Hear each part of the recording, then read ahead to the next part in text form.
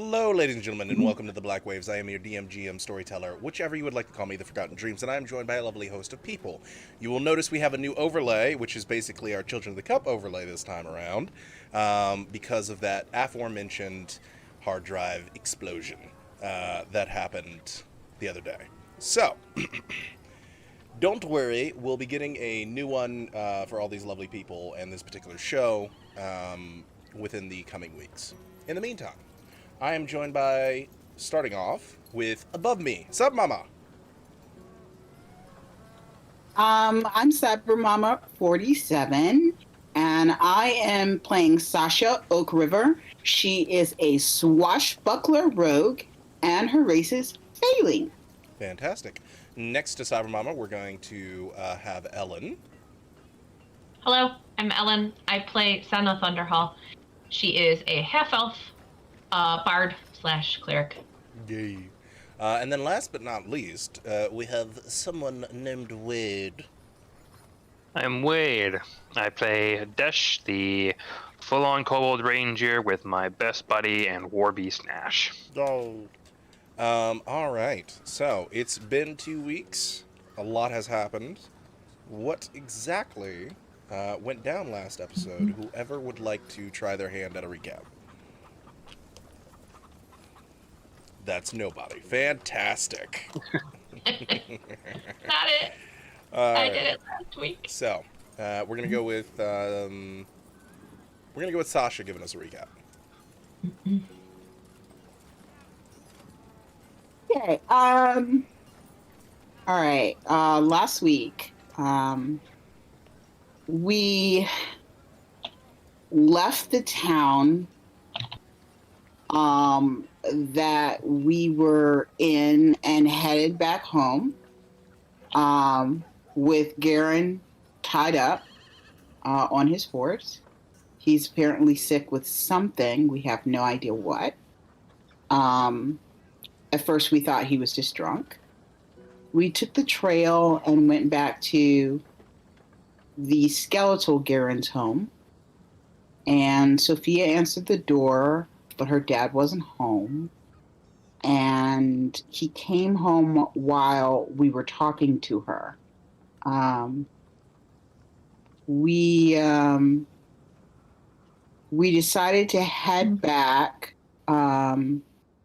to the town. We were told that we were going to need a divine object by a necromancer to be held in one hand while touching the crown, or else basically the crown was going to take you over and eat your soul, which would be bad. Or someone could do a banishment spell on the crown. But in order to do that, you got to touch it, so still pretty daggone bad. We described what we'd seen about the ship and everything to Garen, and he told us a little bit about it. We found out that he can't talk through the stone because he's undead. Through us, he briefly talked to Cypodius. And we found out that banishing the crown would end up taking us to a shadow plane. We found out that Yigtu is the name of the monster in the sea, and it's a god, which is scary. And there also seems to be another elder god and other things in the sea. Basically, that water is death. That was scary. We found out to the west, there was something called the Brass Archipelago. Nope.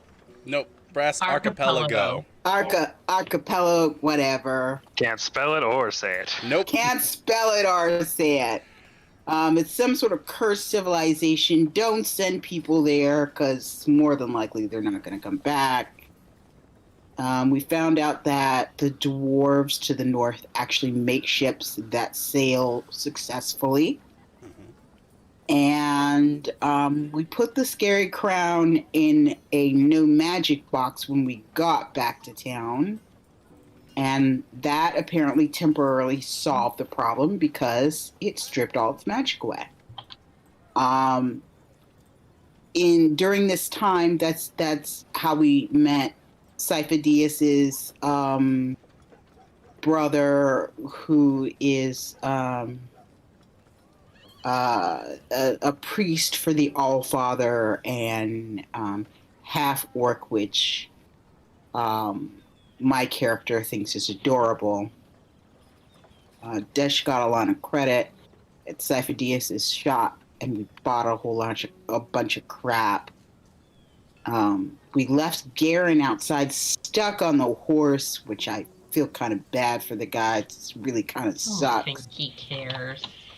We have to take him to a healer and just kind of dump him on somebody.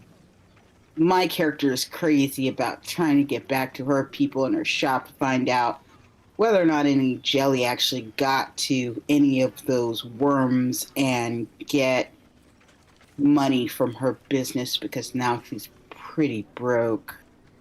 She has to talk to her foreman, David Greyhound, and she's got to do some exchanges at the bank because all of her money is pretty much tapped out except for all these onyx The King's Gold things. And that's where we pretty much ended it. We're standing around Sifo-Dyas's shop buying crap we probably don't even need. All right. So, we come in with the last of the items that you have bought being slid over the counter and a grinning Sifo-Dyas. Well, it's been a pleasure. Do keep in touch. We always do. Hey, Sifo-Dyas? You know Garen out there? Mm-hmm. Well, we're going to leave him with you because we don't know what to do with him. We know he's pretty sick, but we don't know what he needs. You can take care of that, right? Very well. Bye-bye. The things I do. And I'm assuming that you guys head out. Yep. All right. So we Pray for the best. we are going to have you guys head out just as you can feel that it's been rather on the cool but warm side, temperature-wise, in these last few weeks. But you notice as you step out, it's begun to get a little bit hotter, and it's the signs that summer is coming. So, what would the group like to do? Well, yeah, we have no real heading aside from if we want to possibly speed up tracking down the heart. It's go find the dwarves.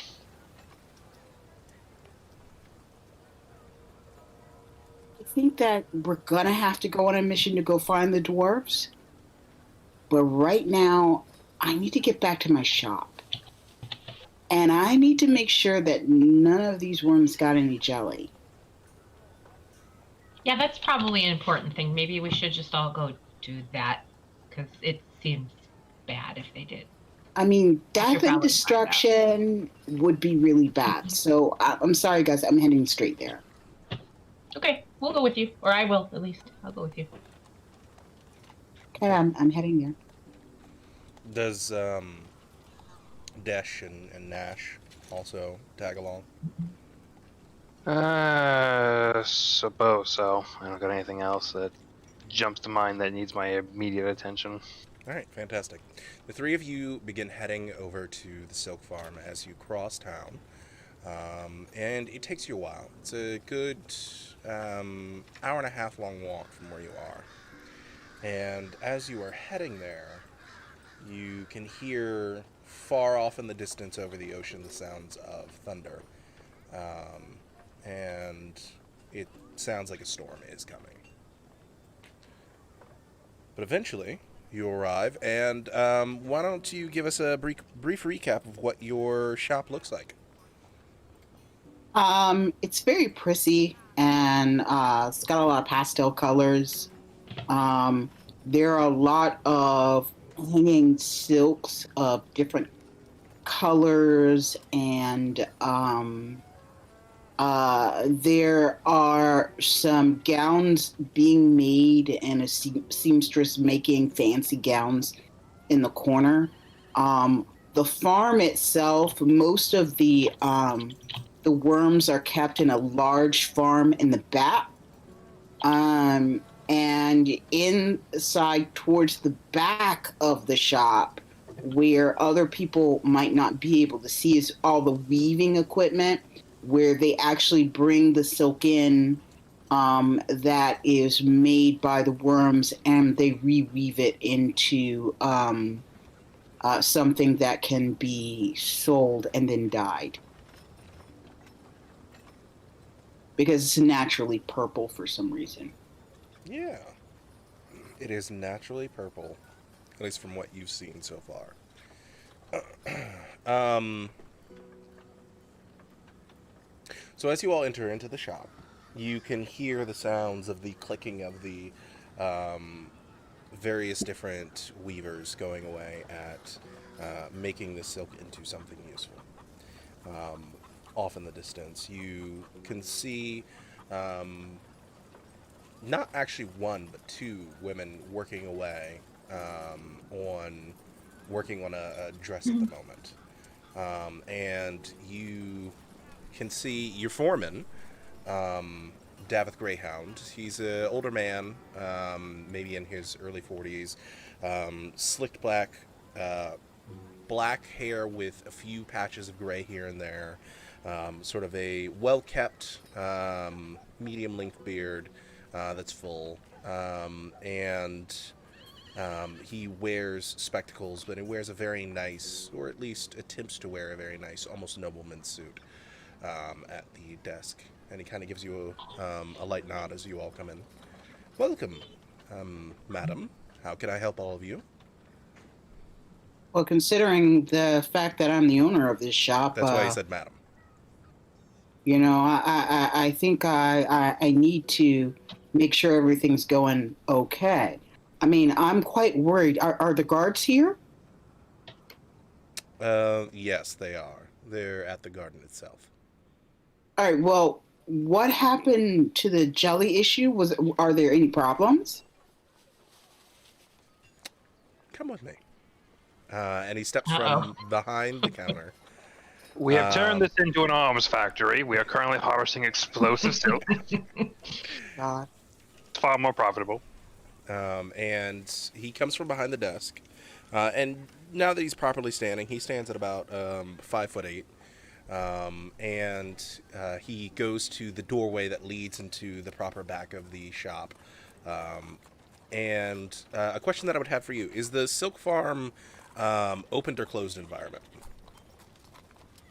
Um, it should be the farm itself should be in a closed environment. Yeah, that's what I assumed. But Um, some people like open. it shouldn't be an open environment where anybody can just walk up and like grab. No, not like open environment, like walk up and grab. What I was thinking was, some people do like to do like open environment ones where they essentially create that Roman style garden, where it's like the building is built around a sort of small courtyard that they've treated properly. And Basically, free range worms where Right. they get more natural No, environment. they're not free range. yeah, gotcha. Okay, I was just double checking. Yeah, because we built a farm for them, Yeah, and then we put them in the farm. So they should be like in a huge room mm-hmm. where there's a farm in the room, Mhm. and they should not be able to escape the farm. Gotcha. So he leads you back, and he takes you to one of the larger hallways, which leads back to where you know the farm to be. And he goes over to the doorway and he opens it up. It's not a decorated room in any way. It's just a large patch of land that's been dedicated to farming. There isn't a floor here. It is surrounded by 4 walls. There are no windows though, and you can see that they've hung up lanterns with glowstones, dozens of glowstones in them to give off a natural lighting. Okay. And he says, "Well, as you can see," and you look over. Give me a perception check or investigation, actually. Okay. All right. Well, my sheet would be great if I could find that real quick. Oh, there it is. Okay, so perception, Investigation, actually. investigation. Okay. Okay. So at first, it looks like everything is going well until you notice that the worms themselves are no longer putting out purple-colored silk. Instead, they are putting out black-colored silk. What's going on? I'm not entirely sure why they've switched colors. We switched to proper feed. We've done everything that we could, but it appears that after a week's time on proper feed for silkworms, they've started producing black instead of purple. Do you use feed for worms back from Faerun? We use the same seed to grow the feed, yeah. It is not what they need naturally. They are from this place. They are eat from plants this and plane. things that grow here. You Plants from can't. here likely make it purple. Things from different places likely dyes it different color. That's what we had come up with.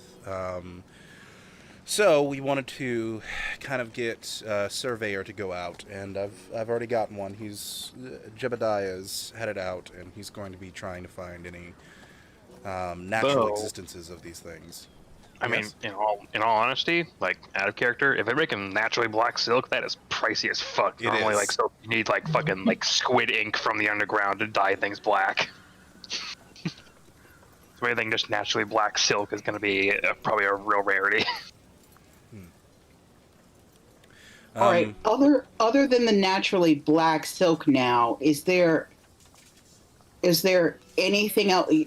Have they been exposed to any jelly? No, they have not, but we did have one small incident. It did not regard jelly, but if you'll follow me, he brings you over, and there are a few rooms that were essentially set up here that you had available for increased production over time.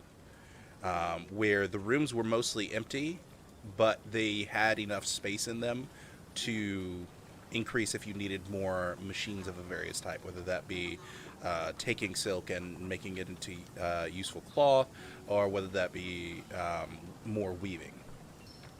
So he takes you into one of those rooms that is supposed to be empty, and he says, "This is where our problem lies."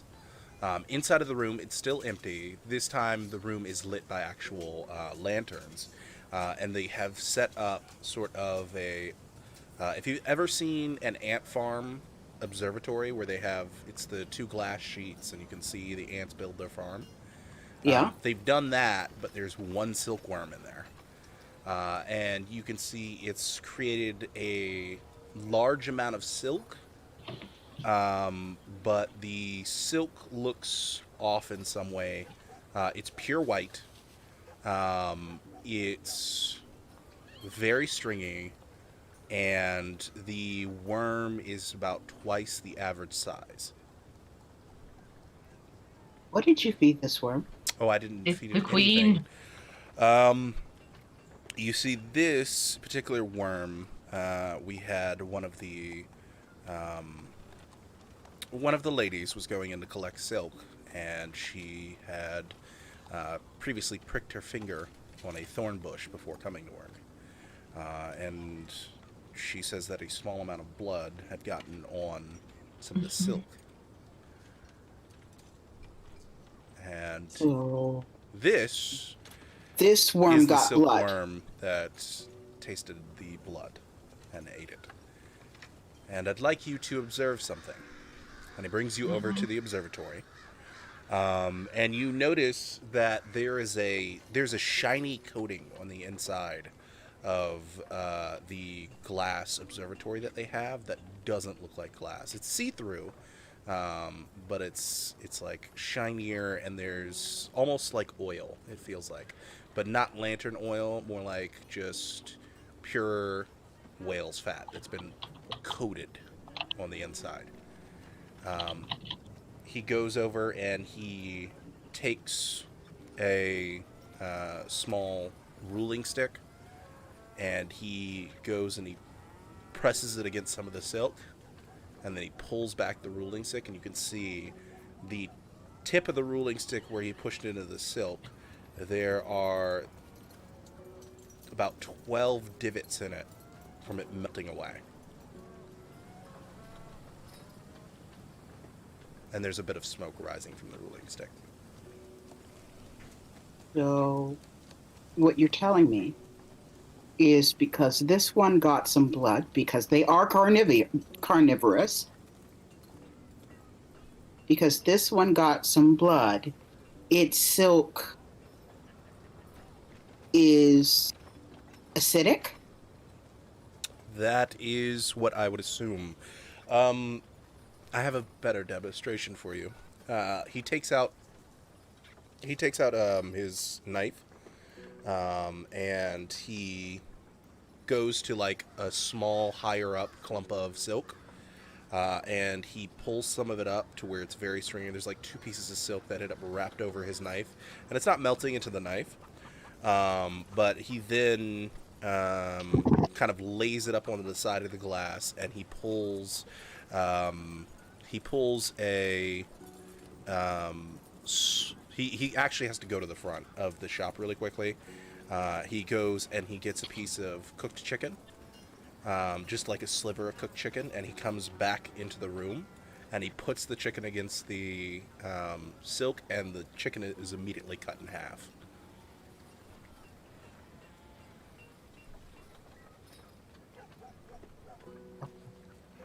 It's not bothering the knife. No. So it's a digestive enzyme. You wouldn't know what an enzyme is, I don't think. Yeah, that's a little high concept. Okay. So basically, this worm's silk tries to trap animals and consume them. That's what you're doing. Possibly.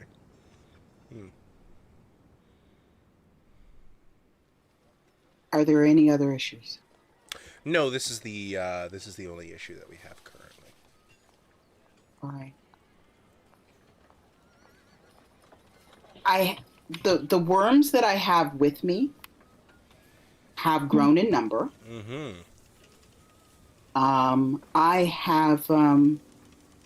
I've continued to just feed them rations and other odds and ends from the land here.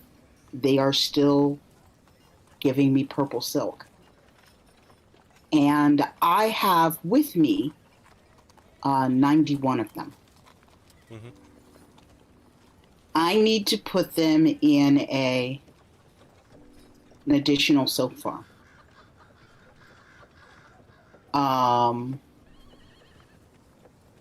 How many worms are in the silk farm that you have here that are creating the black silk? By last count, 2,000. Oh my god, 2,000? Increase exponentially. Okay, It so seems that their breeding and their silk production increases once given proper nutrition. okay. So 2,000. Okay.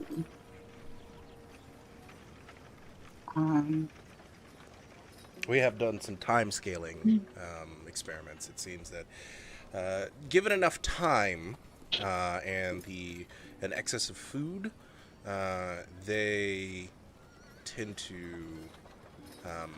make about a good bolt to 2 bolts of silk a day. Wow.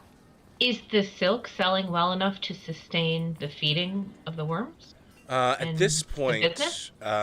if we go with our normal feeding schedule that we have set up, it is sustainable here in town. But to do the increased feeding schedule, we'd have to increase sales exponentially. How much money have we made? Follow me. And he gives a wry smile and leads you out of the room. And he takes you over to the accounting room, which is also Now at the we same see time. if greed outweighs worry. Worry is high. Yeah. Greed I mean, it's a is business. kind of low. Yeah. Yeah, It's a And worry is business risk. really high. he takes I you to need a to room. speak to Sifo-Dyas about the implications of this carnivorous Gotta just burn that one. meat melting silk. Yeah. He takes you into a smaller room. It's got a proper desk in there, and there's a young man behind the counter, maybe in his early 20s, but he has thick bottleneck glasses on, and there are papers strewn all about around him. There's an abacus in the room, all sorts of fun stuff, and there are 4 large chests in the room. And you can see that he is swamped with paperwork. But he goes ahead and kind of stands as all of you enter. Ah, hello, how are you? Good to see you. Welcome. Hi. I'm trying to find out how much money I've made. Ah, well, Shelby Industries has you covered with that. I've been hired as your accountant. And he steps over to the chest, the first chest, and he opens it up, and it is full. And he says, each chest contains within it 200 pieces of gold that have been set aside as our profits.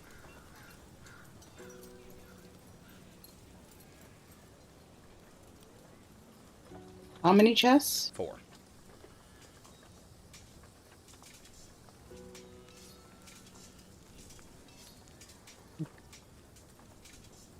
How much are we talking here? That's 800 That's gold. 800 gold. That's That's not including the upkeep cost. I mean, that's already including, the upkeep cost, paying the workers, getting the feed. That's been, what, 800 gold in, what, a couple weeks? Mhm. Pretty a good chunk of change. we need to contact Sifo-Dyas about. Well, you know what, Davith, I'm going to make this part of your job. You need to contact Sifo-Dyas about our Delegation. situation with the meat melting silk and possibly building a war machine I'm sorry, what? that will We need to commit some war crimes. weave that silk for the town for defense purposes. You need to do that. You need to do that this afternoon. We need to. Shelby, I'm gonna need your quill. And he he goes into the room. He tries to find a clear piece of parchment and finds none. So he finds like one of the basically timetable sheets that he has in the room. He grabs that, flips it over, takes out a quill, dips it in ink, and starts writing this down. All right, now the accountant. What's your name again? Shelby. From Shelby Industries.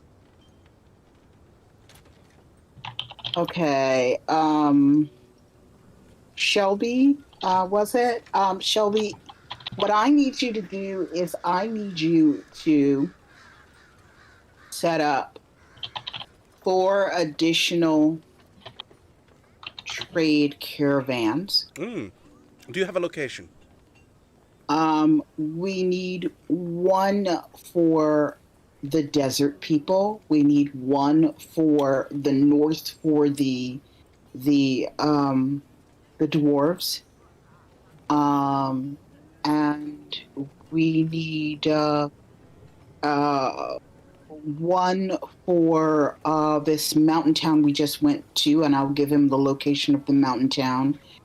And we need 1 additional one for the Tanu, so we end up sending 2 caravans to the Tanu. Okay, so we're increasing the caravans to 2 for the Tanu.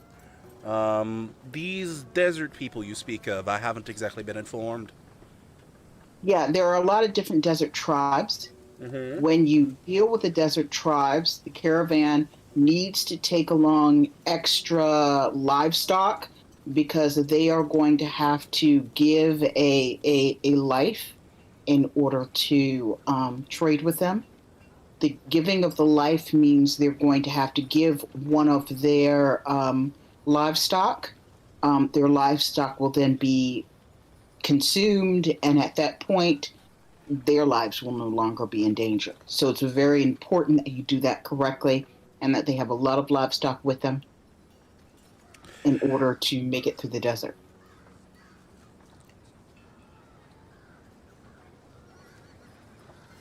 So if you want to grab some pigs, some cows, whatever you need to do that, you need to get that set up. Exponentially increase the price of said caravan. Understood, but I would rather give over a pig or a cow than our salespeople. We want them to survive. And would you have a location? I will give them the general location of the area outside of the Tinu city where a lot of the tribes gather. That's just the one tribe. That's the only tribe that gathers there. I'm talking about, that area where Desh bought his armor. Oh, Desh Outside, bought his armor. My armor from like a desert caravan that happened up in Tenu City. So are you looking to do trade with the other caravans? Right. Okay, then that doesn't require a gift of life. Oh, okay. All right. Yeah, that's the other caravans are from other civilizations within the deserts that have like people who aren't tied to a civilization, who are just like businessmen who start a roaming caravan that goes from city to city in the desert. The desert caravans is what I'm after. So, okay, so that's different. That all right. So essentially, not for them to go around going to each village because that's too dangerous. Because just that's a lot of gifts of life. Land is just too dangerous. But outside of Tinu City, there are caravans that come from all over, trading with those caravans. Let me get this straight, ma'am. You want me to set up a caravans convention just outside of Tinu City? Yes. Gate 3? Yes. Okay. Caravans convention. Is there an appropriate time at which a caravan should arrive here?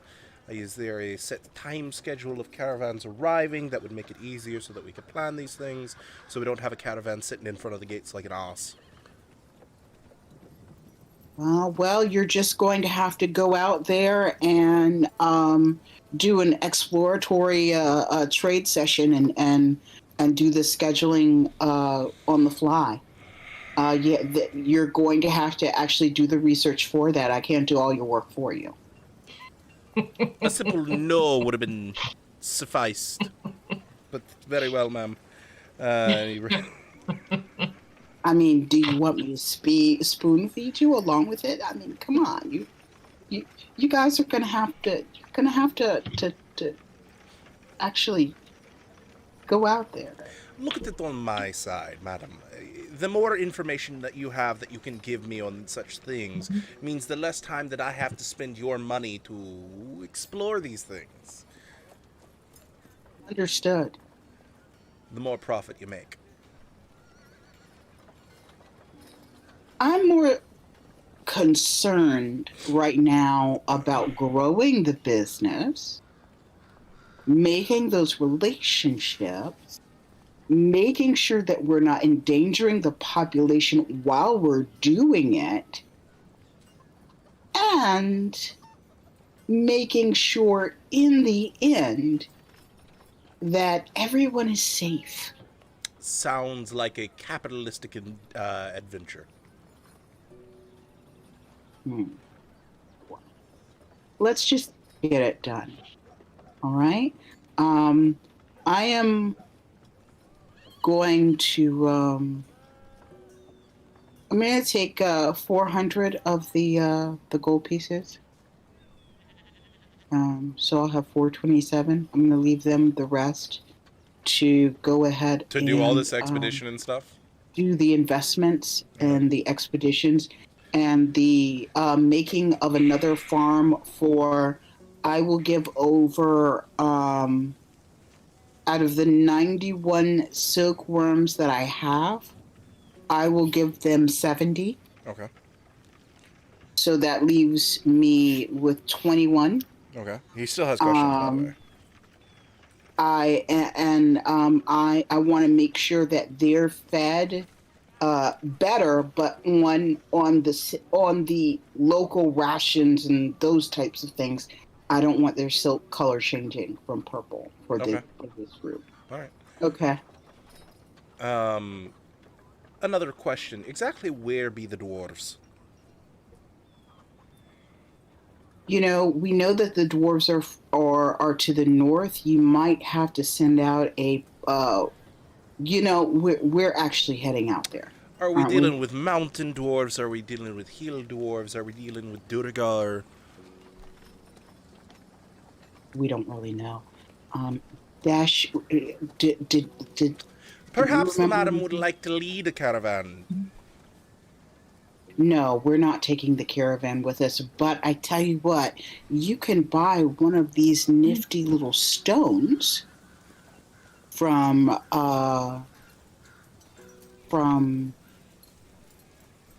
Siphidius.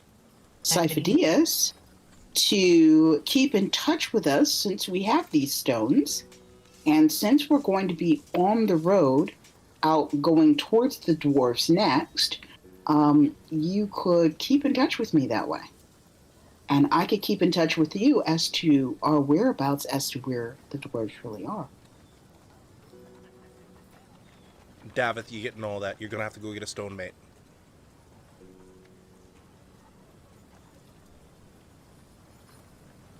Anything else? So how's that? Oh, these people that you mentioned in the mountainside that speak the language of the Tanu. What was their? You said you've been here, right? Yeah. What would you say would be their gross income? It's not very high. Okay, so we're looking at a lower in Silk Run. Yeah, The but Tenu? No, not with the two. they're with talking about the mountain folk. Yeah, the mountain folks who speak Tanu. People yeah, north here, right? Yeah. There. So is it like the equivalency of maybe a town's worth of money? Let me rethink that. I'm not really sure about a caravan there. And I mean, this highly other profitable if it's like place- a place where they sell livestock in auction, but not exactly the most profitable if we're talking dainty little town in the mountain. It's more like Danny Little Town in the mountain. So we're gonna put a little pin. There On is that one. the town that we just came from, where they have this King's Gold, What's a king's gold? and I will show him, and I will say, I'm going to be taking this to the bank to get the equivalent. One of these is 300 gold pieces to them. I thought it was 30. That means 30 gold pieces to Yeah. them. So there is a court and a king out there that might be a good trading partner. We can send you out that way instead. And I show him where we just came from that town we just came from. How do you show him? I have a drawn map. Oh, okay. Didn't I? All right. So, Yeah, I should have drawn maps. okay. So he has that written down. Exploratory kingdom somewhere in the north. Yeah, but when you go there, be very careful. Do not talk about magic at all, or even suggest that we have any magic, because apparently they are very superstitious folk and believe that magic gets you killed. Okay. So be very careful about what you say. We're just there for the trade. Very well. Would you say, other than that, any other inherent dangers with traveling from here to there? There's dangers everywhere, Shelby. I don't know what to say. We've seen a lot of crazy, scary things. All right. Mark that down. You don't tell him about the carnivorous swamp. I give him pictures of the town that once was. Okay. And tell him how there used to be a red goo there and things black. that came out of it. Black. Oh, I thought it was a red. No. The red pool is in reference to the red pool from SCP that Wade recognized immediately, but this one was black. Okay, then the black pool that was there, and now there is a decrepitated ruins of a town where obviously something scary lives in there and you shouldn't go anywhere near it. I tell him about the undead soldiers that are wandering around that can attack you on the road. And I tell him about the Dreadwalker and his minion. So you gotta stay clear of all of those.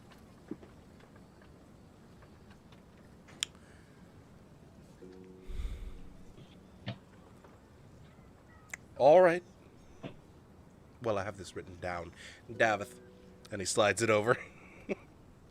And I show him the pictures of my drawings. Okay.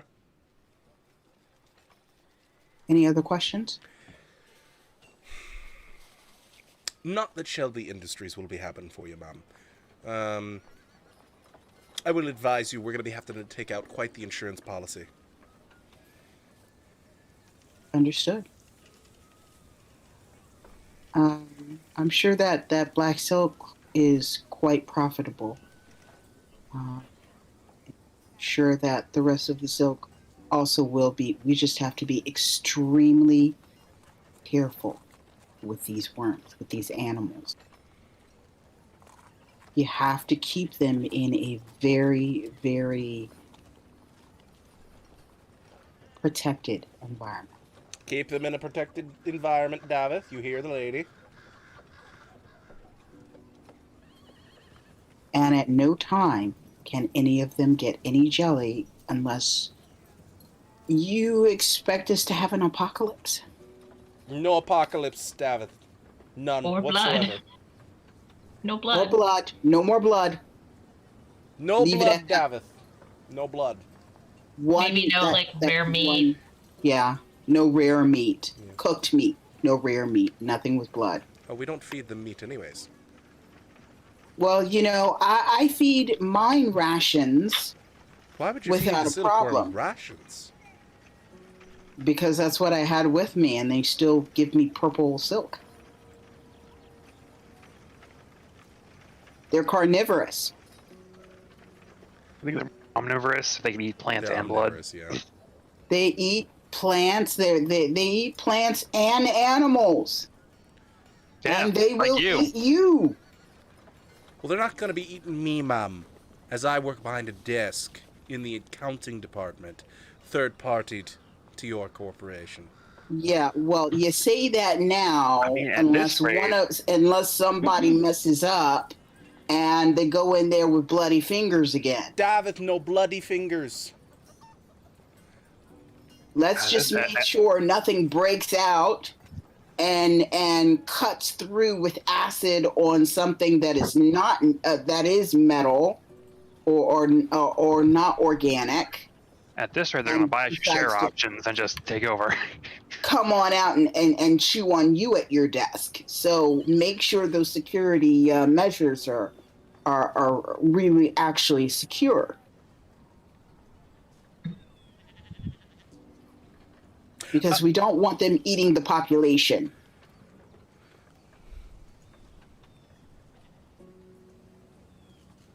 All right. Any other questions? No. I really don't have any for you aside from, accounting stuff. But yeah. All right. Did you get all that, Davith? And Davith is now in the other room. He's like, yeah, I got all of it. He got all of it. I suggest that you go ahead and go by ASAP to go meet with Mr. Sifo-Dyas and work out militarily what we can do with that flesh-eating silk and what kind of machine we are going to need in order to safely make things out of that silk without hurting our employees. Maybe something magical may need to be made so that we do not get harmed. And there may need to be some special security measures taken. I'll handle it. Oh, okay. Yeah. All right. And as soon as you get one of those stones, you need to contact me and let me know that you have a stone and keep in touch so I know what's going on with the business. Okay? Yup. All right, thanks. Bye-bye. You walk out of the door of the silk weaving shop, and you just hear Shelby in the background. Dear God, man! What the bloody hell have you hired me into? I leave with a smile. Oh my God. I'm a bloody accountant from a goddamn accounting firm. What are you doing? All right. And that's you just hear them yelling for the next few minutes in the background as you walk off. Where are we gonna go next? Are we calling it a day? What are we gonna do? What time of day is it? At this point, oh God, I don't remember what time of day it was last time, so we're gonna say midday.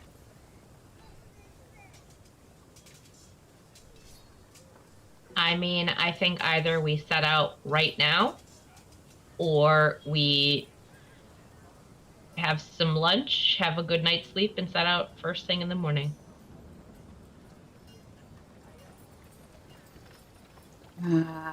I vote for the morning. Dash is the one in the hurry. What do you think, Dash? Begins to rain.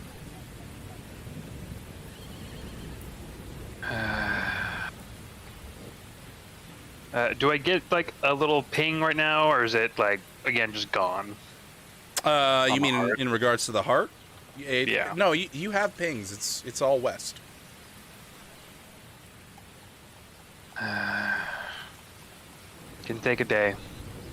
Then need to get back on trail before the scent is lost.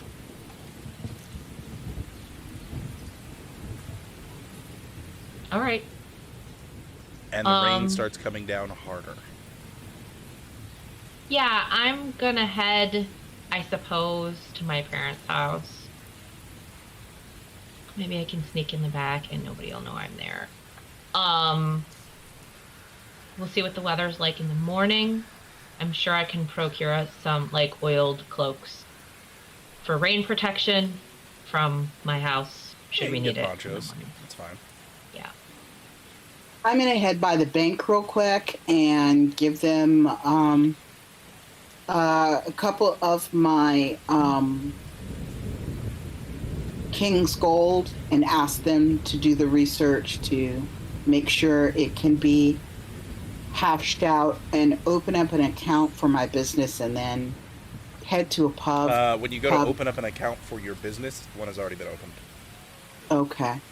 I will deposit some of the I'll deposit uh 10 of the onyx coins in there. Okay. Um and I will head to a pub to get some dinner and something to drink because I'm not cooking. Then head on home. Okay.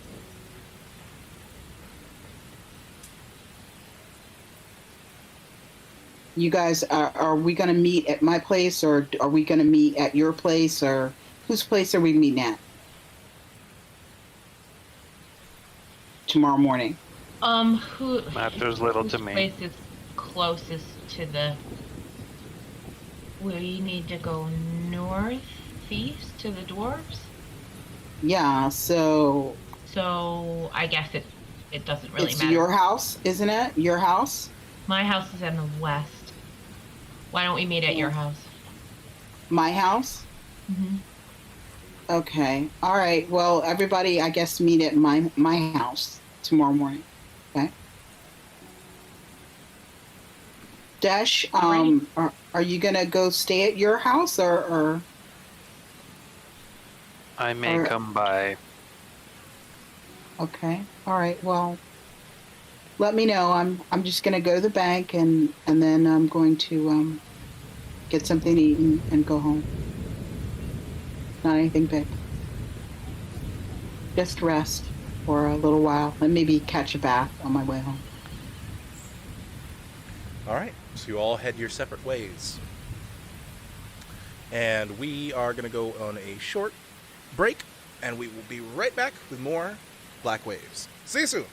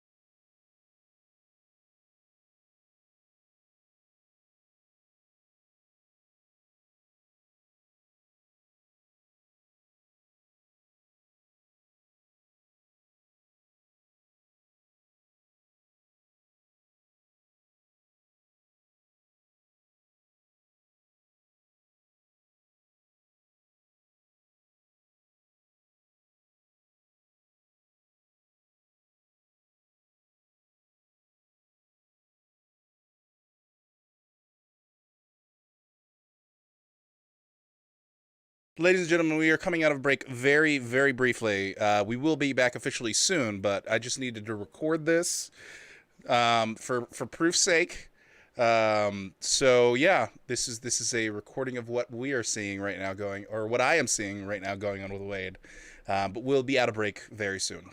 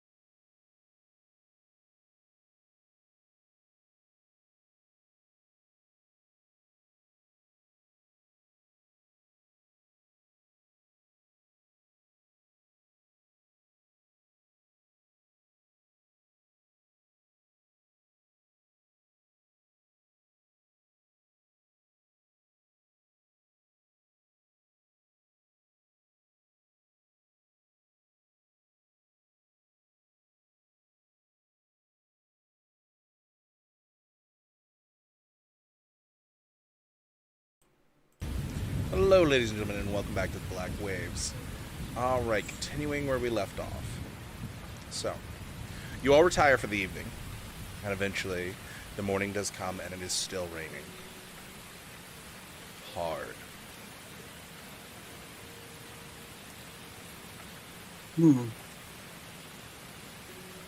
Well, I guess it's going to be a slog. Like early on in the day, or maybe even the night before. I'm gonna say at one point or another, Dash is totally gonna go visit the docks and just kind of like stare out at the ocean in the direction of the ping and just kind of blissfully thinking that I gotta cross this sooner or later.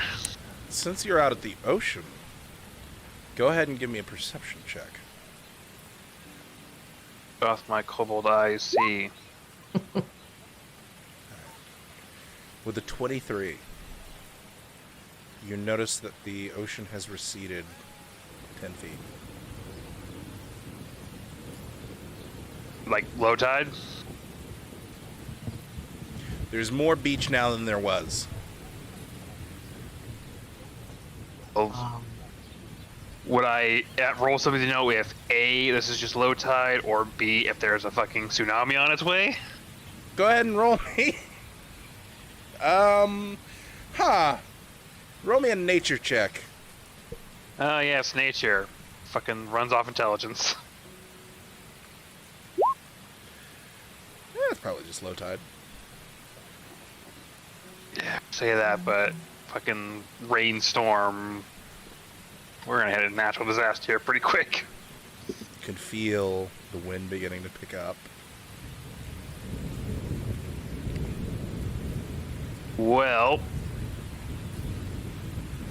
And it's a warm wind.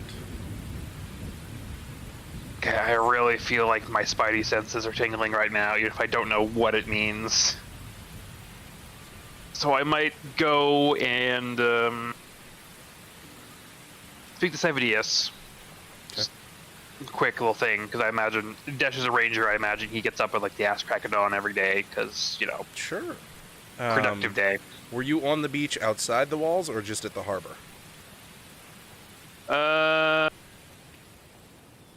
Given how the harbor looks, I might have been like just around this area, maybe a little outside the walls, just kind of walking the length of it. Okay.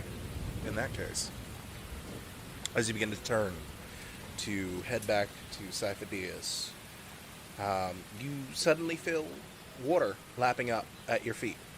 And you turn and you can see the water has returned to its normal and now is pushing past slightly. And you just hear off in the distance this... How would I explain it? Foghorn, war No. horn, giant roar. A roar of water. Oh, lovely.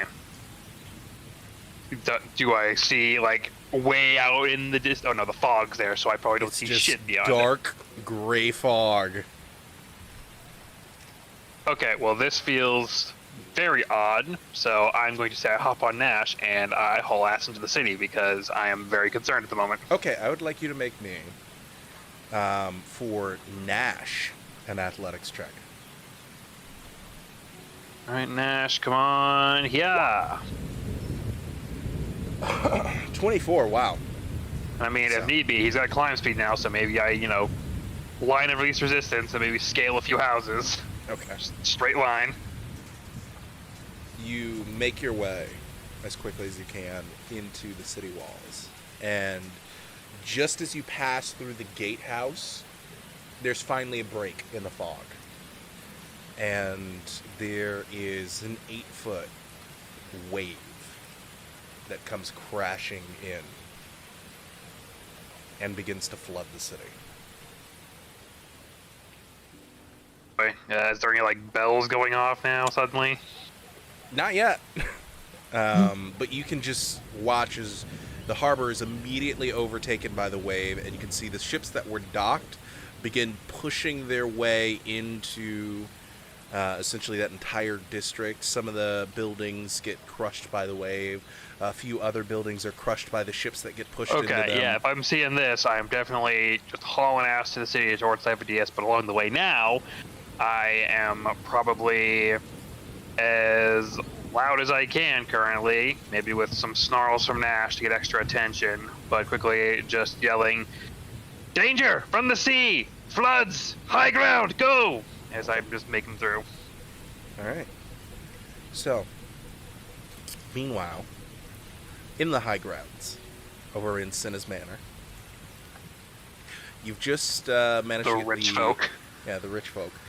You've just gotten the ponchos, and you're ready to step out of the door. You had a hearty breakfast, and you hear from the city bells that start to go off.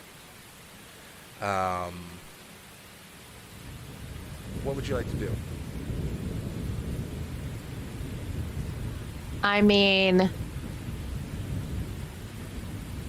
I'm gonna assume that the butler dude, Matthias, is there, and I will ask him what that means. What's going on? What do the bells mean? They could mean a number of things. Give me a moment. And he listens in. And We he's need bell like, Morse code. there is a bell Morse code, actually. And he listens in, and he says, natural disaster of some sort. Okay, can I see anything? From where you guys are at the manor, no, you can't see what's going on in the city. With how your house is facing and the ground that it's on, no. Okay, I will tell Matthias to wake the house, Okay. get everyone ready to evacuate if necessary, and I will hop on Timo and head toward where Sasha and Desh are. Okay.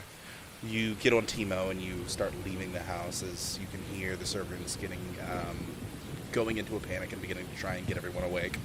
And you crest over one of the hills that allows you to finally see this the city.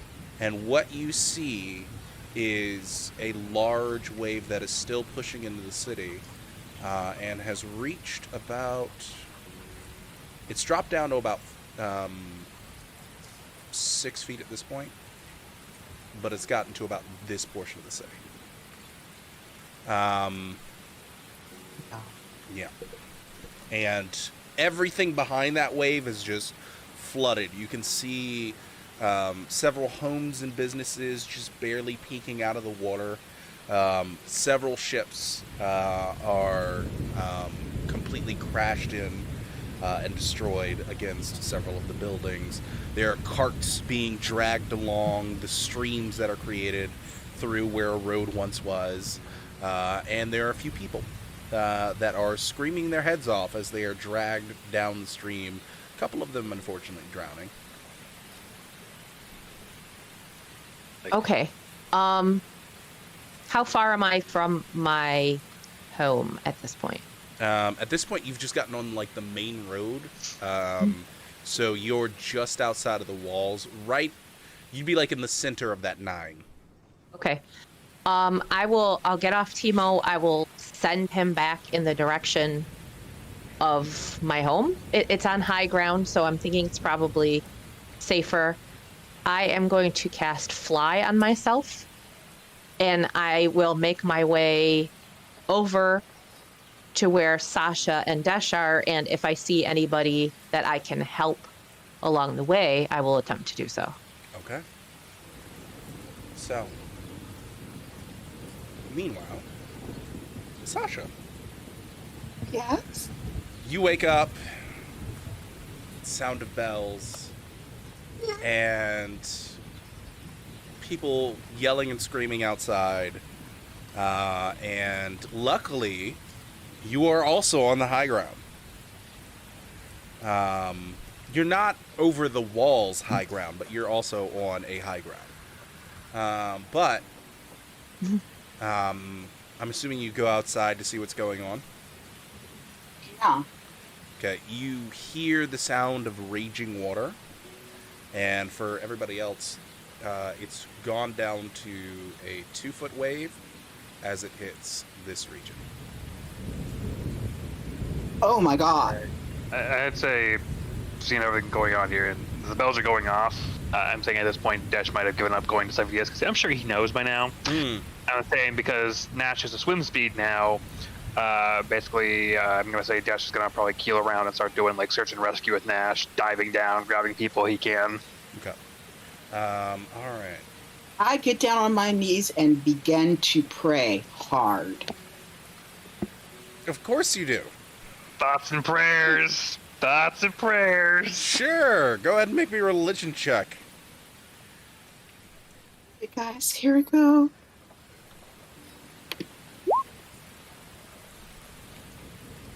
Good to know. And prayers. Well, luckily,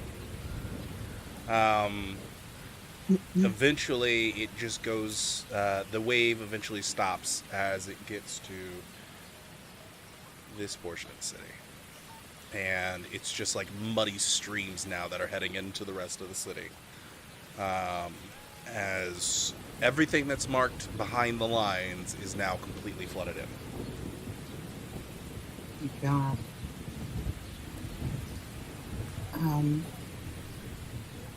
I don't have any magic. I don't have any. I don't have anything. So what I do is I just I use my cloak of arachnid, and I start scaling.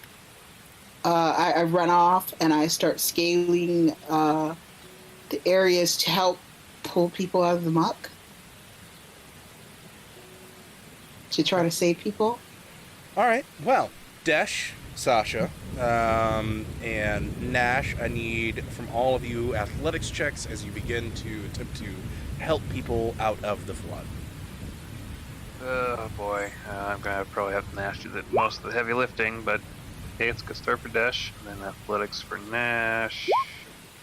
Okay. Yeah, we're doing good. You said athletics?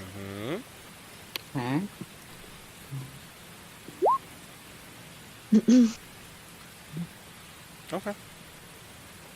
So over the next several hours, you all spend your time trying to help people survive this flood, and it is still raining.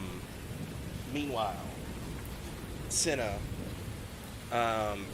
give me a perception check.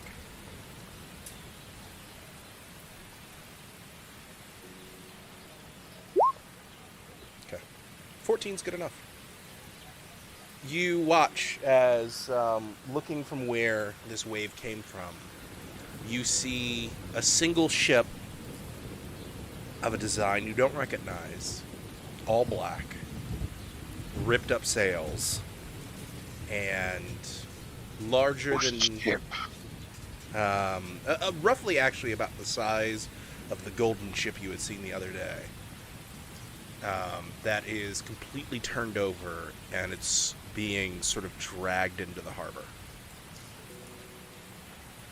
Like it's drifting into the harbor. Mm-hmm. Oh boy. Gonna be ghost pirates. Nope. A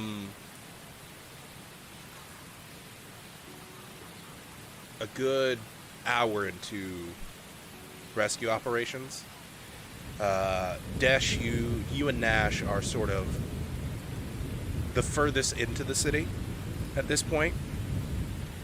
You start seeing demonic bodies floating through the water, completely dead. Okay, so a demon ship got brought down, looks like. Okay, well, file that away for certain as, how do the demon bodies look? Just like drowned? Do they look like they're diseased? Do they look just generic, evil, redskins, whatever? A variation of different colors. Most of the initial ones that you see look like they have been drowned and are bloating.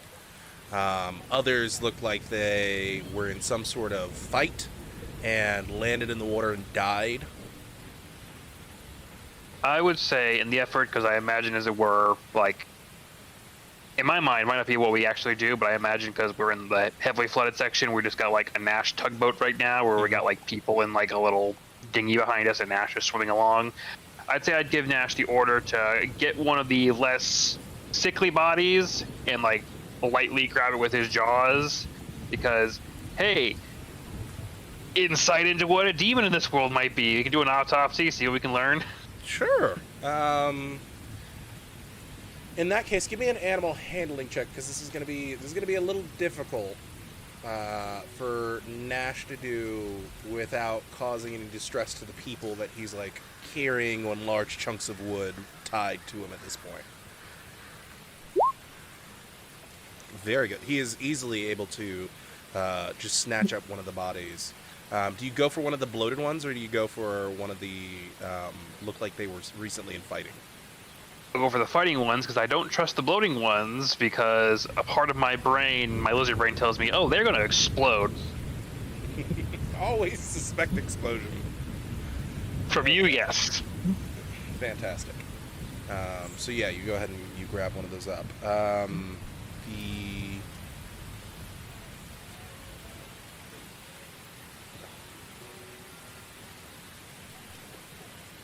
So, I get in touch with my business and ask them to Priorities. put together food and hot drink for those people and that have been affected by the disaster. Ma'am, where's Silk Chop? Don't care. We're also a community. okay, how would you like to get in touch with your business?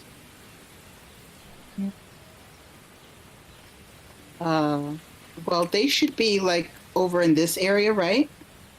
Let me see where you're pinging. Where are you pinging? They're over in this area, actually. Where are they?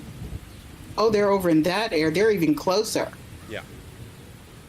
Okay, well, then I'll temporarily stop helping people and just literally run there. And ask them to take some of the profits to help get, maybe hot tea and sandwiches to Okay. those that have been affected, and we can write it off as helping our community as a PR effort if they want to, if they're that worried about the money. So you spend the next hour and a half working your way through essentially the muddy flats that have become this side of the city. You have to go through many obstacles of several carts and dead bodies and people running about trying to save loved ones to try and get over to your business. There's trash and refuse and destroyed debris from buildings and all sorts of other things that are like spilled out into the street, making this a very hard trek to get there. And eventually you arrive at your building. Luckily, Is my building okay? yeah. Luckily, the building's undamaged by the mud flats that have become this side of the city, but it's closed. Great. Because Right, this is like good 7 in idea. the morning. All right. Wow. Okay, so then in that area, I since I'm in this area now, I continue to clear debris and try to help those affected. Okay. Meanwhile, what's set up to? Well, my fly lasts for 10 minutes. So I'll spend those 10 minutes helping those deeper in the water get at least onto the tops of buildings or whatever they can. Yeah. And then when that time is up, I'll go a little bit shallower so I can wade around and help Okay. other people. Make me make me another athletics check. So you're just helping people get from, getting swept away to getting to the roofs and things like that. Not bad. You managed to save quite a few people, roughly about 20. And you can see several people are already working on their own ways of trying to get onto the roofs. And eventually you head over to the shallower areas and you start helping people out. But as time continues to go on, you realize this is a very large project that's going to be underway, and what little help you will, or what little effect you will have, isn't going to fix much over the grand scheme of things at this point. Yeah, I mean, I assume once my fly wore off and I couldn't be deeper in the water, there probably isn't that much I can do. So I'll help those I can, and I will start to head toward, I guess, probably toward Sasha's shop, because I know that that's where she will go eventually to check things out so I can meet up with her, make sure she's okay. So you trek through the mud and debris and have to get over several of the mud flat barricades that have begun piling up. And eventually you make your way over to the shop. And at about that same time, Desh, where are you looking to try and pull these people to? You've gotten, with you and Desh and several ropes and quite a few floating pieces of large debris, you've probably managed to get roughly about 30 people on these large planks of floating debris.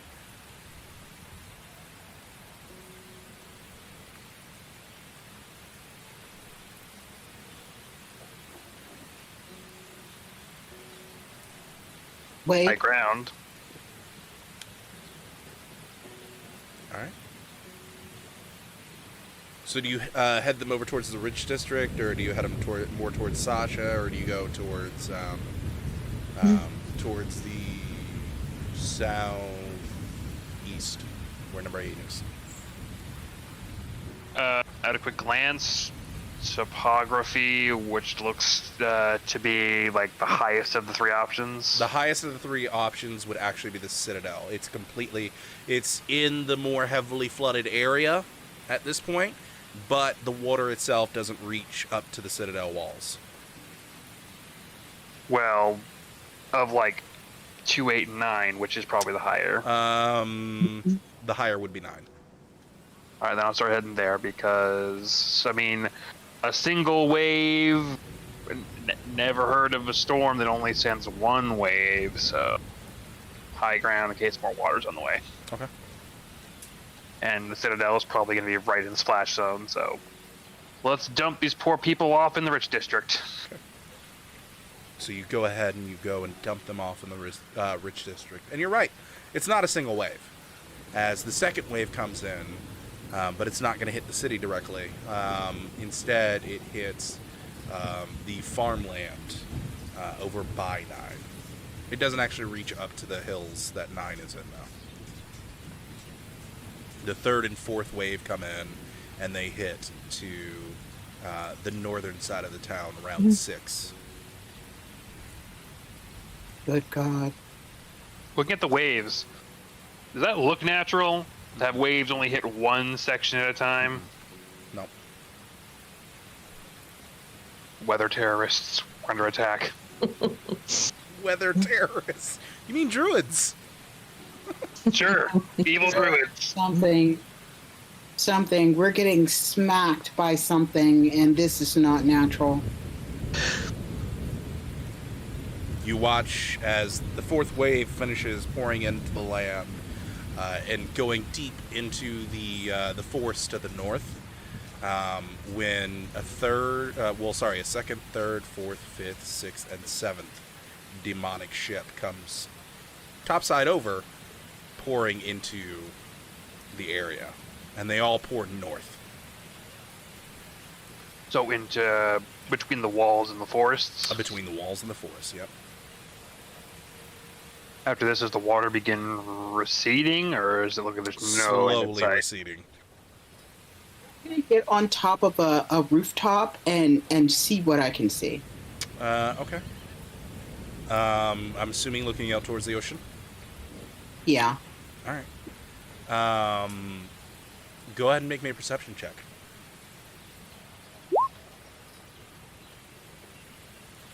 $16.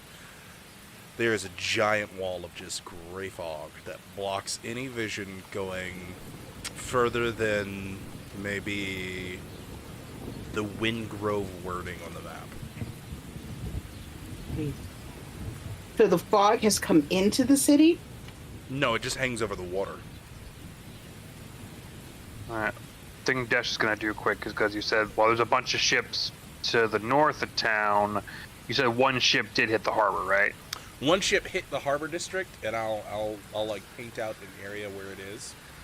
So it's taking up like this area here. Big fucking boat. Mm-hmm. Alright, well, Desh, upon seeing that, knowing that, yeah, there's a bunch of dead demons floating in the city, but who knows what might be just in pockets of air, so Desh is going to examine that ship in case, it wasn't a no-quarter situation and there just happens to be some demons in a ship inside the city.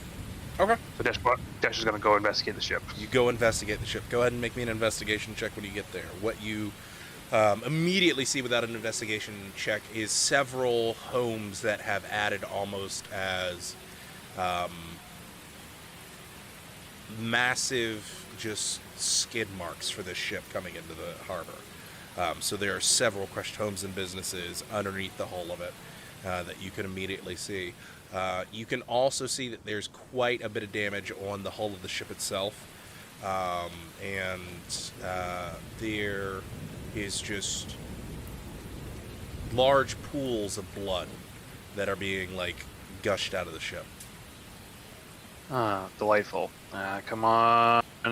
Above average roll. Okay. There we go. How close do you want to get to it? I mean, Desh would, he's got Nash swimming, so he would, I'd say, from what I can see, the ship's damage, does it look like charred, like something explosive hit it? Does it look like it was ripped apart? Does it look like it was worn down or dissolved or something? Like, what did the damage type look like? With the 15, you can see it has the wear and tear from being in the ocean for a very long time. there are several forms of sea base or sea and ocean based life that cling to the bottom of the ship, and there are massive holes all throughout the ship. Some of them in the shape of those cannonballs that got shot at you the other day. Some of them look like scars and tearing from some sort of creature. And as you make your way around the ship, you get towards the side of the ship that's facing the harbor itself, and you can just see a large gash that tears through the midway of the ship. Okay, so using Nash's climb speed, because I'm secured into the saddle, I'd have Nash board the ship, as it were. Okay. So you want to crawl up on the bottom of the ship to get to the top, or assuming you want to like the ship inside? is like the bottom and the top, and then it's like off kilter to a side as the water's receded by now. Yeah, I would say I'd have Nash like get onto like the deck at probably an angle, having to sink his claws in to stay on there. And if there's like a big gash, I'd say Nash probably go over there, and then Dash with his rifle would like begin investigating inside the gash. Okay. So you do that, and you have to make your way past hundreds of barnacles as you do. But eventually you get to the large gash, and it's just pitch black inside. You can see pieces of large pieces of deck that are like sticking out of the gash in some places. There are several signs of just buckets and buckets and buckets of washed away blood at this point that it's like kind of stained into what you can see of the decks.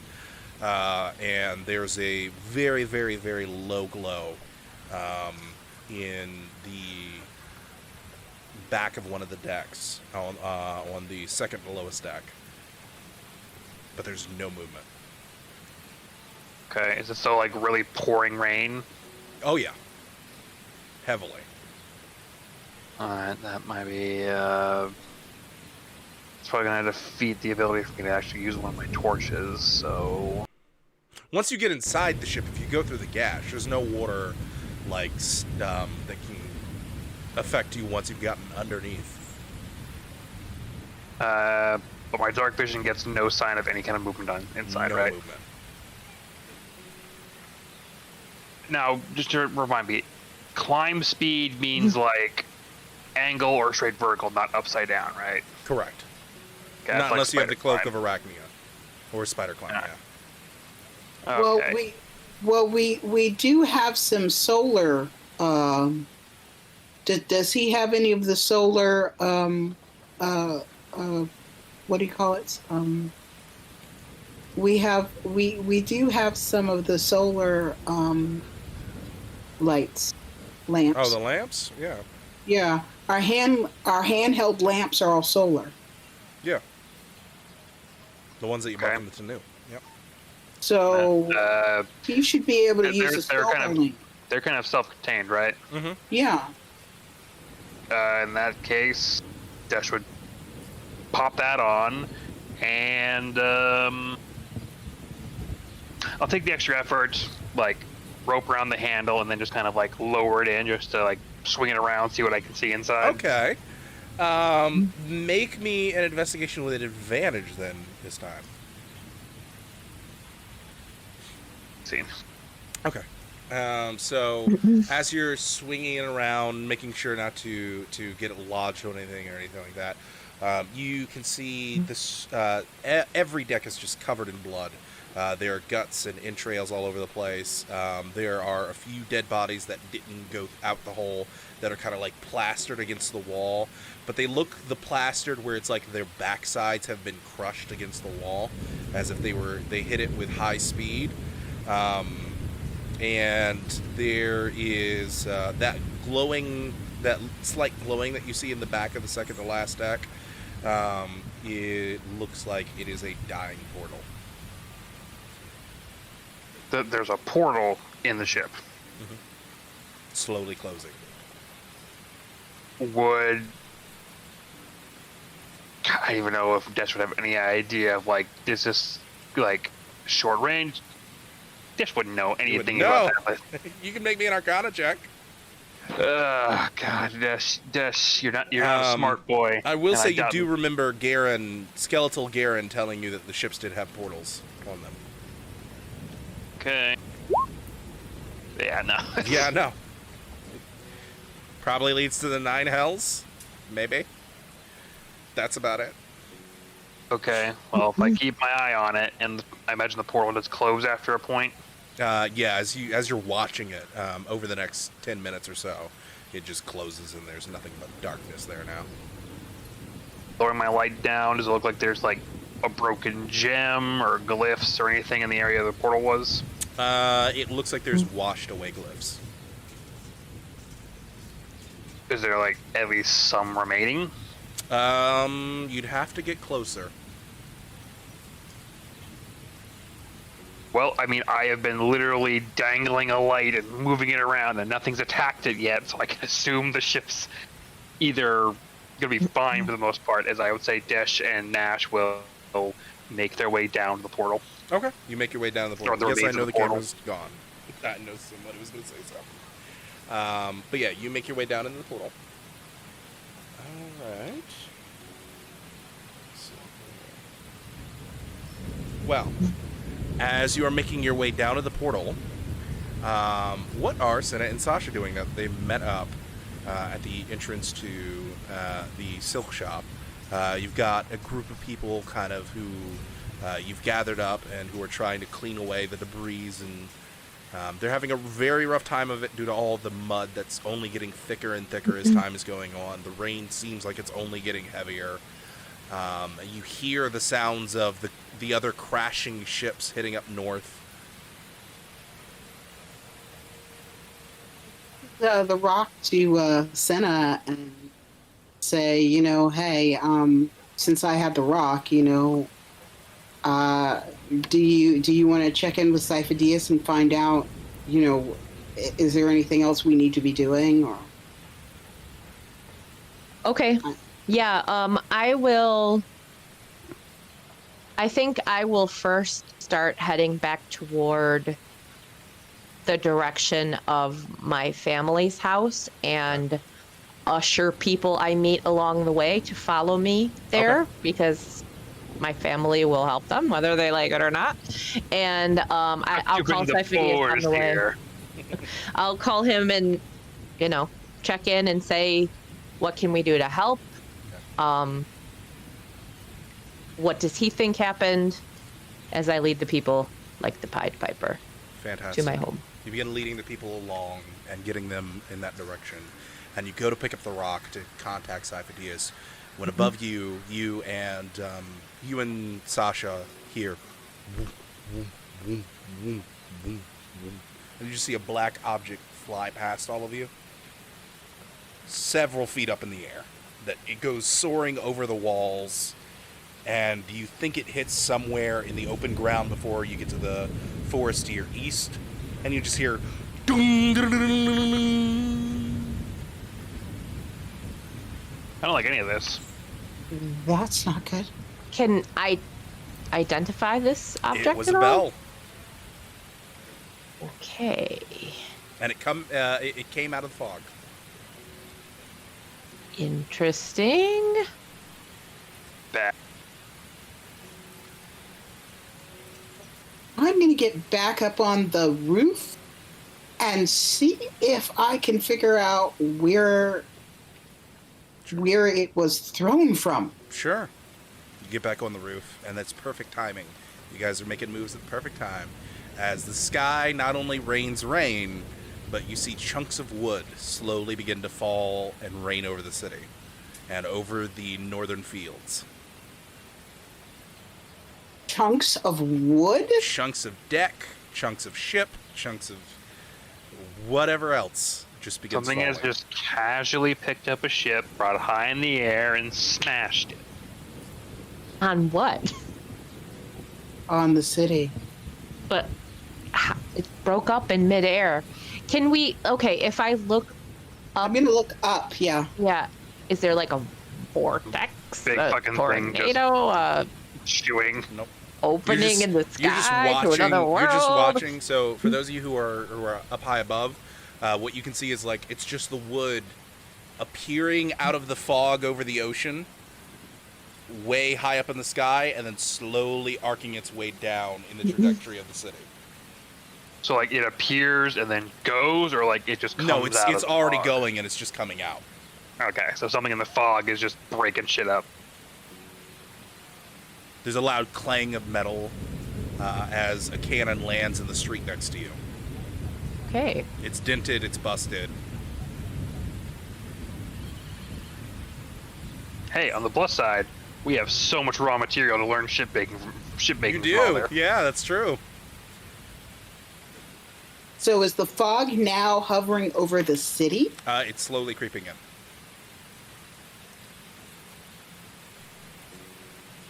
Crap. And eventually the rain of wood and the occasional cannon that lands either on a home or a street stops.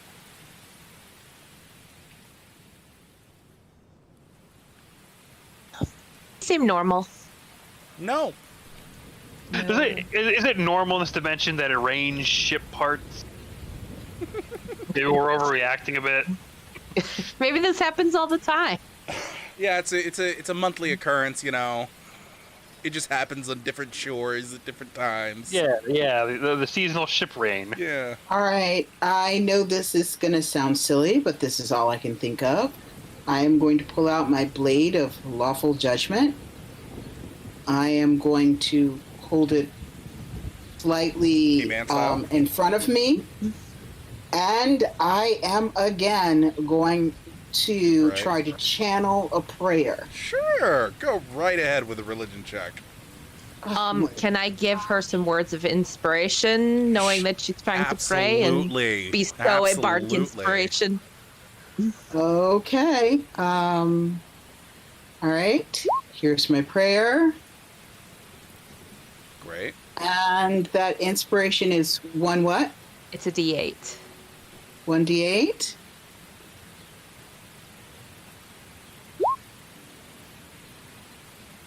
Okay. 17. You pray.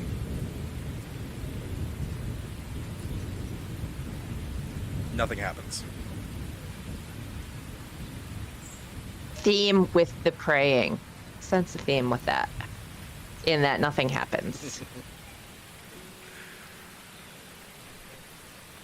My prayer is for the city to be saved.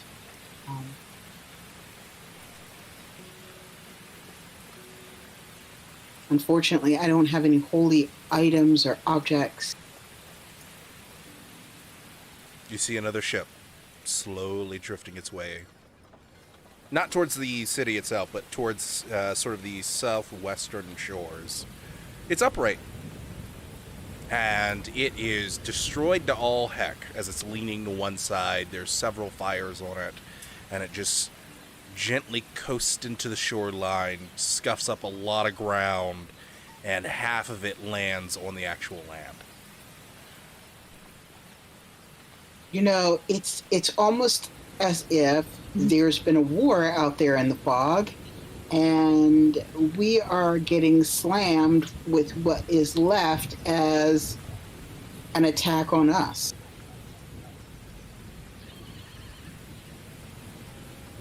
Oh, it's going great. So, It literally looks like we are being attacked, but just with being flicked at, as if we're just the ants in the way. So, inside the ship, as you move over the creaking, heavily warped decks to get to where the portal was, you can feel and have to make certain that the ground itself that you're stepping on is stable, because every once in a while, Nash will step on a portion of the deck and it will just crumble. It's like a wet, soppy mess. Okay. But eventually, you make it to where you can see the faded and partially washed away glyphs About how partial is partial. Imagine if kids had been drawing with chalk for like a week straight, and then an adult just came by and dumped an entire bucket of water over it, and you just saw the like chalky, washed up remains. There are maybe two symbols that are able to be made out. It's a little bit more than that. Does this look like a circle of glyphs? Like It just was at sporadic one point. glyphs? Is it like into like the hull of the ship, or is it in like a stone or something in here? No, it just looks like it was drawn onto the deck itself. You also get have this like horrible smell of rotting, decaying flesh when you're standing by it. Yeah. And there's clear signs that there was possibly candles here, because there's still signs of like melted wax near the circles. Well, I'm gonna say, for the sake of it, because maybe it'll be useful, or because he's not one that's magically inclined, but some people in the city are. Like feeling around it, does like the hull feel kind of soggy, waterlogged, or solid? It's soggy and waterlogged. Some of it even, like, when you place your hand on some of it, it just, like, permanently imprints your hand in the wood. Okay, if that's the case, then on the two symbols that are still very clean and clear to see, Desh wants to pull out one of his knives and, like, circle around and then try to, like, peel that bit of wood off to get the clean symbols off. Okay. It's not difficult. Your knife goes through the wood like butter. All right, and then I'm going to put that in my new bag of holding, tied up tight so nothing's going to get to it for the moment. Okay. And, yeah, let's get out of this fucking plague ship. Okay. Either climb back out, or if the wood is this fucking fragile, we can just bash our way out. All right. So you go ahead and you make your way out of the hull. And as you're making your way out of the hull, that's when you see that ship that just glides onto the shore outside of the city. Well, for the moment we still have walls, and that's another ruined ship. So I think now's the time to probably make for where Cyphodius possibly is, along the way giving like a final pass to see if there's still any waterlogged people that are still hanging on in this flooded, well, I don't think it's flooded as bad anymore section of the city, but like a final pass. In this section of the city, you probably still got like a good foot of water just like hanging around in the streets. But not like actively people drowning. Yeah, not like actively people drowning. Instead, what you're left with is like the wrecks of houses, people, shivering and talking amongst themselves on rooftops. Several bodies of people who didn't make it to a rooftop just permanently implanted in the water and mud. Some people who have been crushed by carts and things like that on the sides of buildings. Several parts of pieces of rock that kind of got slid into the city that litter the streets, debris, all that fun stuff. Still heading for Cyphodius to both show him these runes and see what his thoughts on the situation of its reigning demon ships. Eventually you make it up to the Citadel itself, perfectly unharmed, but having a bit of a drainage issue with the amount of water that's coming down. As there's like not an inch, but maybe like a quarter of an inch of flooding inside of the courtyard. Where is the actual citadel? It's number 10. Oh, okay. And no water is in there? No, it's the highest ground of Windgrove. Okay. All right. Well, upon entering, are there like refugees, guards, people hanging out in here? Several. There are roughly a good 50 or so civilians that are kind of just hanging around, several guards running around and trying to set up tents in the courtyard, and they're trying to they've opened up the guard houses themselves that sit on the towers of the wall, of the Citadel wall, and they have, you can see fires going inside of the towers to keep people warm. There are people that are like huddled around them, and they're passing out what rations they do have to people. And of course, you can see, Father Andy kind of just moving around, trying to help people out. But you don't see Sifo-Dyas immediately, so you assume that he's inside. Okay, well, if everything's looking not good, but under some control and not active panic and disorder, Dash would make his way inside. Okay. So you go ahead and make your way inside, and it is a flurry of activity within, as people are running about, and you can see that the sort of dining hall that's been used as a governmental seat of power at this point has several people in there arguing amongst each other about what they're going to do, how they're going to fix things, and in the middle of it all is Sifo-Dyas sitting at his small chair, currently talking with who you assume to be a quartermaster. Okay. I mean, Dash would approach, but he's not gonna like force his way in because it's not like he has like anything super pressing right now. You have a body. Well, I have a body, but that's like not super pressing. To the town is in ruins, so I'd say I'd wait my turn to be addressed. So you wait, and meanwhile, Sasha and Senna, you begin to feel an earthquake. Just keeps coming.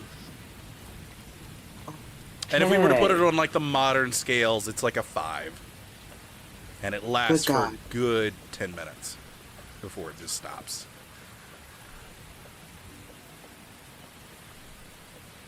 Oh boy. Can't stop, won't stop. When it rains, it pours. Apparently. Still raining. It's still raining. Has it rained since we've been here? Yep. Okay, so it's not just, whenever it rains, all hell breaks loose in this dimension.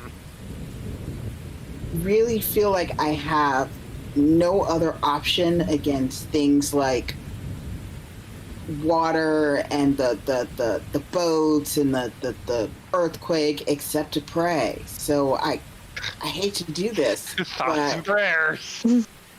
I'm gonna try again. All right. Useless as it is, she continues to pray. Meanwhile, Senna, there's now a large group of people that have kind of made their way into the large courthouse that sits outside of the silk shop, and they're sort of cleaning the area out and setting up, like, they're trying their best to set up some temporary housing. Many of them using what debris has been washed in to create sort of a better flooring over what was once a beautiful courtyard of grass and that had a few roads that went through it, is now just a mud flat that they're setting down huge chunks of wood over to create sort of a flooring, and some of them are trying to set up like shanty houses.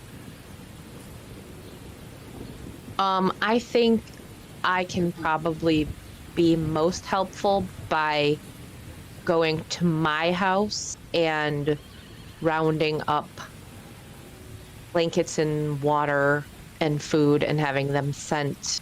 Well, maybe somebody's already taking care of this, but I can help with the effort of sending supplies around to the places in the city that might be setting up shelters. Okay. To help with that. And then once I'm sure that that's all being done, I'd probably head to the Citadel, knowing that it's high ground and that Sifo-Dyas would be there. See what's going on there. Okay. So, you end up seeing Sifo-Dyas, Nash. Or not Nash, Desh. Probably Nash, too. Well, Nash is there in the background with a body just like... But yeah.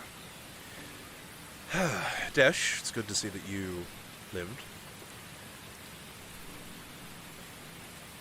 Saw a storm coming.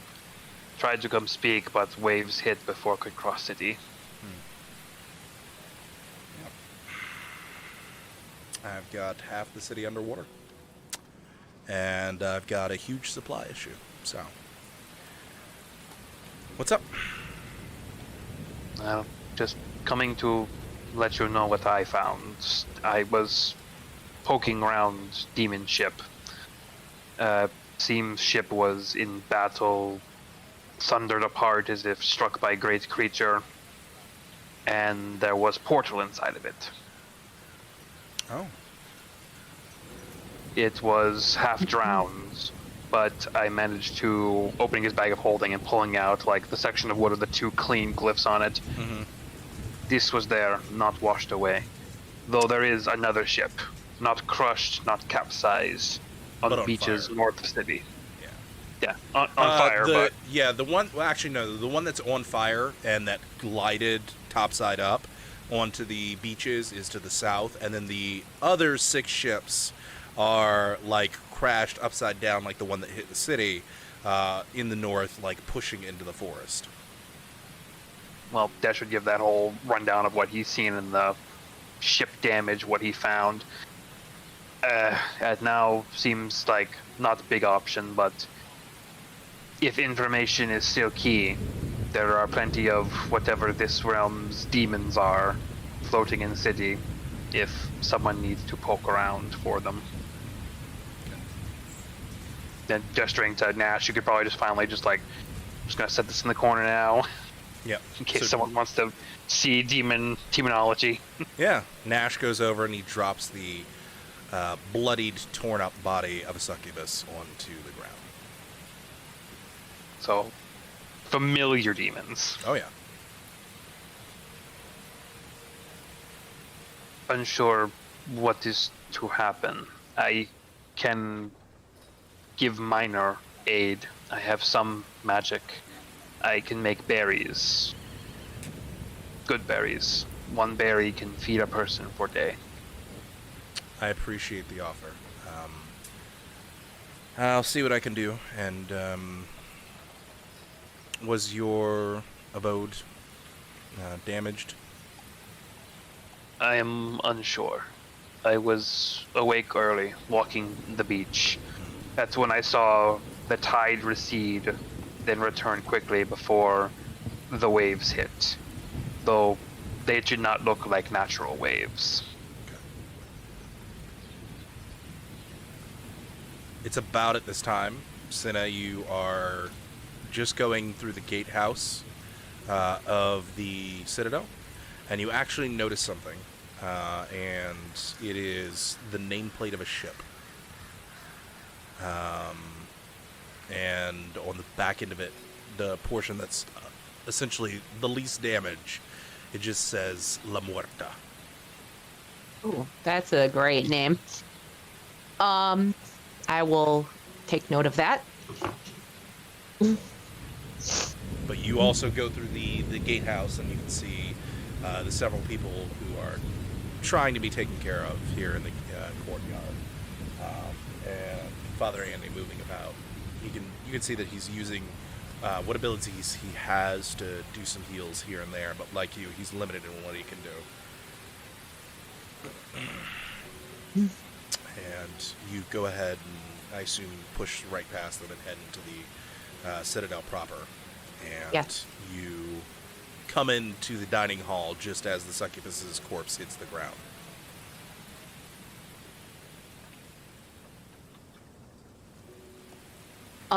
I will go over to Siphidius and wait for my turn to talk to him. Okay. He kind of just motions over to you while he's talking to Dash. Okay. Welcome, Miss Thunderhall. It's good to see that you also made it. I take it the high grounds are safe. Safe enough. The water didn't get too deep up there. I've been sending people to my family's estates. I'll tell them about the ship nameplate that I saw. and I guess just listen in on what everyone else is telling him and what he's saying to other people, just to get like an idea of what everybody thinks. Most of the people who come over to him and like try and interrupt your conversation, it's just like, here's the logistics, here's how much food that we have from this area, here's how much grain we were able to bring in from the farms before everything's now flooded out. Here's this, here's this, here's this. And they're just bringing it to him in droves. And you yourselves are kind of almost lost in the amount of information that gets thrown out at him on a constant basis. As you can see, he just slowly recoils into stress.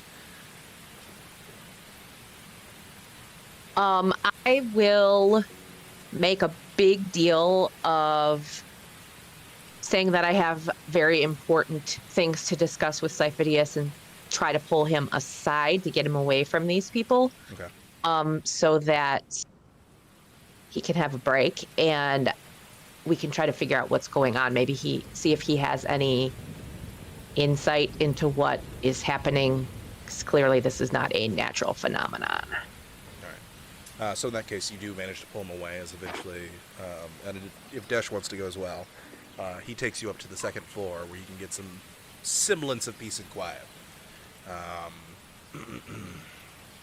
There's still, of course, because these places aren't exactly built for minimalizing acoustics, there's still great acoustics of what's going on in the dining hall as you make it up to the second floor. Thank you. So,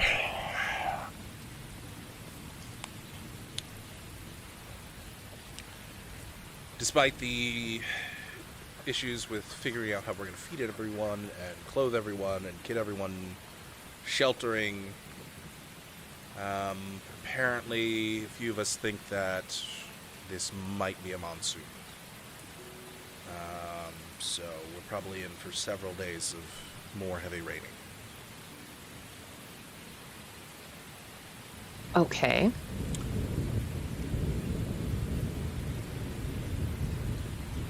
I just find it further attacks from the sea. Well, we're not necessarily being attacked as far as I can see it. It's more the aftermath of something that happened. We just happen to be in the way. So you think this is all explainable by a monsoon? No. Ships getting completely wrecked and destroyed and then making their way into a city via large waves. That's not explainable via a monsoon. The raining is the right. Increase in temperature. As you notice, all of you have got at least a decent layer of sweat on you from how humid hot it has gotten. That's explainable. I'd venture to say, I don't know, maybe the ships were hit by somebody or something, and that could cause the waves, but then there was the earthquake, so I don't know. I find it odd as if this was just happenstance. We are either very unfortunate, but the waves came in different times. It is not natural. Normal. Yeah, no. That's not. But of all the waves, so many ships sent to the north of the city, but convenient one ship sent into the city to crush buildings almost. Another wave struck the farmland when so much of the other destruction was north. If it's an attack, why send the ships north? Why throw them at the north? Perhaps the first wave or two got the job done and just get rid of what you did not need. I don't know. This seems beyond anything I could understand. This is someone wielding the ocean to destroy and break ships. It also seems like sort of a coincidence that we're investigating things and talking about these demon ships and how to get onto one, and then they get Suddenly thrown we into the have middle of the city. Several of them at our I disposal. don't think that's just. I think there's something, obviously something greater going on here. Be careful what you wish for. For all I know. Maybe, but maybe not. Where's Sasha? I have not seen her today. I saw her at her shop. They're setting up a kind of shelter right near it, and I think she was helping out with that the last time I saw her. She's okay.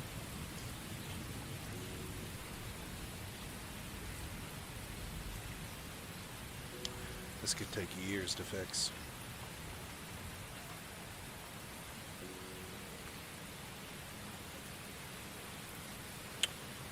And of course, we still have the warning that eventually those ships will come to our shores and they won't be broken and destroyed. Mm-hmm. Are we sure that was not... Well, we do not know what their intention was, but they were close enough here to be sent to our shores in pieces. Perhaps they were coming and ran afoul of something else. Possibly. Possibly. Find it awfully convenient that they're in our waters several days after your mysterious ship as well goes disappearing to the west. Is worrying. Perhaps the lining of the dark cloud is that if this many ships are destroyed, given their large size, perhaps it will give pause that these waters are too dangerous to come through for some time. Maybe. Outside of the Citadel, with Sasha, you begin to see the fog itself is pushed into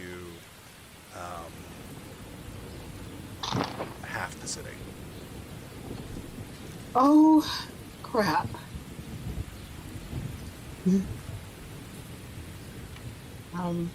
Did Senna give me back the rock? No, I believe Senna still has the rock on her. No, I still have it. Uh-huh. Quick, pray! To be specific, it's only covering the area inland where The ocean is touched. the ocean is touched, essentially, yeah. Where So, outside, in relation, I know I am about, like, here. I know I'm here. Trying to help these people and keeping watch on top of a rooftop also to see what's going on out here. But where is the priest's place for the Allfather? that's versus inside where of the Citadel. It's buttressed against the walls of the Citadel. Okay, so they're all the way over there. You can All see the right. Citadel clearly from here. You can see the walls of the Citadel, I should say, clearly from here. And you do see the fog slowly rolling over into the walls of the Citadel as well. Crap. It's a big cliffhanger with something giant just looming out of the fog. This is not the Mist. We are not in a Stephen Hawking Stephen Hawking? Yeah, Stephen Hawking. Absolutely. Yeah, no, not Stephen Hawking. Mr. King. King. Yeah. Oh, we're not in the mist right now? We're not in the Mist. There aren't giant squid tentacle aliens that hang out in the fog and acid spewing spiders and Are you sure? Okay. no, there's Yeah, acid spewing silkworms. Yeah. All right. all I can do from here is I just keep on helping people and keeping an eye on it to see what happened. I don't have any powers. Yes, you all I feel can like a do is normal help person. these people. Yes, welcome to I being don't a have normal any person. magic. I don't have any good powers or magic or anything. All I've got is my There's no snapping two your little fingers and making it hands, go away. my 2 little feet, a tail, and I'm just going to continue help feeding these people, giving them nice hot tea and sandwiches, and helping people dig out of the mud and the gunk, and that's all I can do, and keep an eye on the fog. Great. Back inside the Citadel.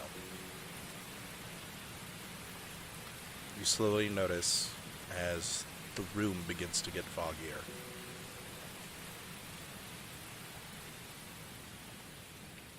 And you hear some Probably not coughing supposed from to happen. downstairs. As there are several confused voices, and you can hear the sound of alertness going up downstairs below you. And Siphides kind of just lowers his head and goes, "Great, now what?" He stands, and he opens up the outside and see door the to shit go into the show. hall, and it is just pitch gray in the hallway. And you can see 10 feet in front of you at the most. Okay. Pull my rifle out because I don't know what the fuck's going on here. Sure. You head downstairs to the main hall, and it's a similar situation. You can, like, the candles make it worse, like candles and light sources always do with fog, and it's just even harder to see down here. But you can hear people complaining. You bump into the odd person here and there, and far, far, far off in the distance, you all hear the sound of a low screech. And that's where we're going to end our session. Here comes the ocean monster. Thank you My all so much God. for being here. We greatly appreciate each and every one of you, and we will see you guys in the next episode of the Black Waves, where the demons come out at night. Mostly. Mostly. Oh my gosh. All right. We're so screwed. Bye. We're so screwed. Bye.